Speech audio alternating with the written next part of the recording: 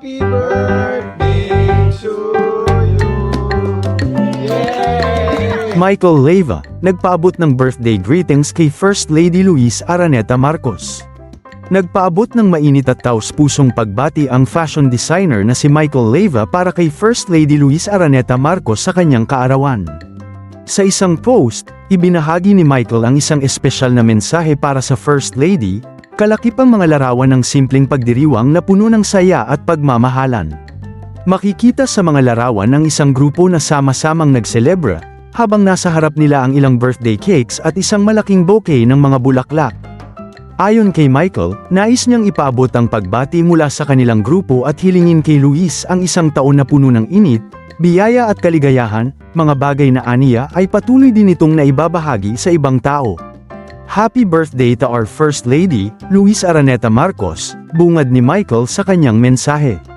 Ipinahayag din niya ang paghanga sa mga ginagawa ng First Lady, partikular sa kanyang pagiging inspirasyon sa iba at sa pagtatalaga ng sarili sa mga gawaing may kabuluhan para sa mga Pilipino. Para kay Michael, nararapat lamang na maging espesyal ang pagdiriwang dahil isa itong pagkakataon upang kilalanin ang mga bagay na patuloy na ginagawa ni Luis para sa ibang tao.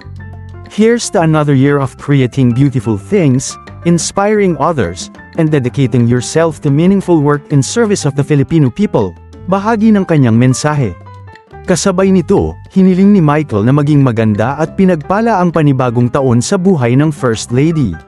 Umaasa rin siya na patuloy itong maging inspirasyon at makapagbigay ng positibong pagbabago sa buhay ng maraming tao.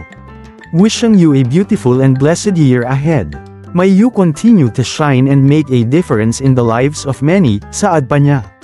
Kapansin-pansin din ang personal na pagtatapos ni Michael sa kanyang birthday message nang tawagin niya ang First Lady na Ma'am Liza, na sinundan ng pagpapahayag ng kanilang pagmamahal at pagbati.